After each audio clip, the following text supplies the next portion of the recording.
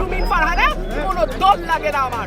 তেলের দাম শেষমেশ বৃদ্ধি হইল মাননীয় স্পিকার, পাম্পগুলো কেন পর্যাপ্ত পরিমাণ তেল পায় না? জাতীয় সংসদ শীতাতপ নিয়ন্ত্রিত সেই বিশাল কক্ষ, কিন্তু সেদিন পরিবেশটা ছিল অস্বাভাবিকভাবে থমথমে। মনে হচ্ছিল একটা কিছু ঘটতে যাচ্ছে, কিছু বড়, কিছু বিস্ফোরকমূলক। হঠাৎই কণ্ঠস্বর ভেসে উঠল, তো মানে কত দিনের অকটেন ডিজেলের মজুদ সেটা আছে? কোনো সাধারণ কণ্ঠ ছিল না, প্রতিটি শব্দ যেন সরাসরি আঘাত করছিল সরকারের বুকে। এই কণ্ঠ রুমিন ফারহানার। কিন্তু প্রশ্ন হলো, কে এই রুমিন ফারহানা? একসময় তিনি ছিলেন বিএনপির অন্যতম শক্তিশালী মুখ। টকশো মানেই তার তর্ক আর বিতর্ক, তার যুক্তি, তার আগুন ঝরা ভাষণ। দলের জন্য লড়েছেন, দলের জন্য নিজের সবকিছু উজাড় করেছেন।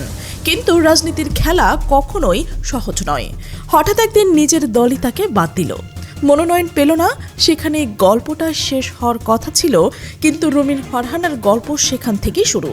তিনি দাঁড়ালেন স্বতন্ত্র প্রার্থী হিসেবে, প্রতীক হাঁস। প্রতিপক্ষ শক্তিশালী জোট প্রার্থী। আর তারপর ঘটল এক চমক। ৩৮,০০০ ভোটের বিশাল ব্যবধানে জয়। এটা শুধু জয় ছিল না, এটা ছিল একটি বার্তা, আমি থামিনি, আমাকে থামানো চায়নি। আর সেই মানুষটাই সংসদে দাঁড়িয়ে সেদিন শুরু করলেন তার প্রশ্ন। প্রথমেই জ্বালানি সংকট। তিনি বললেন, দেশে যদি সংকট না থাকে তাহলে পেট্রোল পাম্পে ৩ কিলোমিটার লাইন কেন? প্রশ্ন একটা, কিন্তু পুরো সংসদ নিস্তব্ধ। কারো কাছে কোনো উত্তর নেই, কিন্তু তিনি থামলেন না। তেলের দাম বাড়ানো হলো, কিন্তু মানুষ কি পেল? রাতভর লাইনে দাঁড়িয়ে থেকেও তেল পাচ্ছে না। এটা কি সংকট নয়? আরও ভয়ঙ্কর হলো সরকারের বক্তব্য। মন্ত্রী বলছেন দেশে কোনো সংকট নেই, কিন্তু বাস্তবতা, রাস্তার লাইনে দাঁড়িয়ে থাকা হাজার মানুষ এই বৈপরত্য রুমিন ফারহানা সরাসরি তুলে ধরেছেন। এবার তিনি আঘাত করলেন সরকারের সিদ্ধান্তে। মার্কেট বন্ধ করা হচ্ছে সন্ধ্যা ৭টায়, অফিসের সময় কমানো হচ্ছে, কর্মদিবস কমানোর চিন্তা।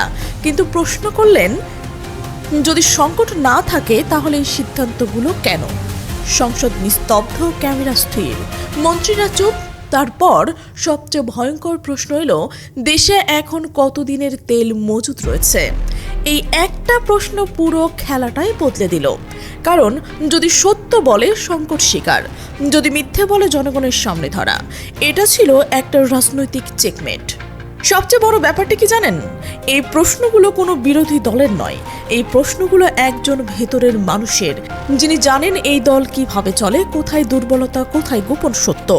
তাই তার প্রতিটি কথা আরো ভয়ঙ্কর, কারণ ভেতরের মানুষের সমালোচনা সবচেয়ে বেশি শক্তিশালী। আজ রাস্তায় লাইন আছে, বিদ্যুৎ সংকট আছে, মানুষের কষ্ট আছে, আর সেই কষ্ট সংসদের মাইক্রোফোনে তুলে ধরেছেন একজন মানুষ, রুমিন ফারহানা।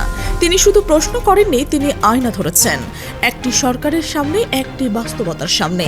এখন প্রশ্ন, এই প্রশ্নগুলোর উত্তর কি কখনো আসবে, নাকি এই নীরবতাই সবকিছুর উত্তর? কারণ ইতিহাস বলে, যখন প্রশ্নের উত্তর থাকে না তখন পতন খুব দূরে থাকে না। এই গল্পের এখানে শেষ নয়, এটা হয়তো কেবল শুরু। প্রিয় দর্শক, আপনি কি মনে করছেন, বাংলাদেশে কি সংকট রয়েছে, নাকি সরকার অনেক কিছুই ধামাচাপা দেওয়ার চেষ্টা করছে? আপনার মতামত অবশ্যই কমেন্টে জানাবেন। আর আপনি যদি এই চ্যানেলে নতুন হয়ে থাকেন, সাবস্ক্রাইব করে বেল আইকনটি অন করে রাখুন, যেন আমাদের বিশ্লেষণধর্মী প্রতিবেদন সবার আগে আপনার কাছে পৌঁছয়। আমাদের সাথে থাকার জন্য ধন্যবাদ।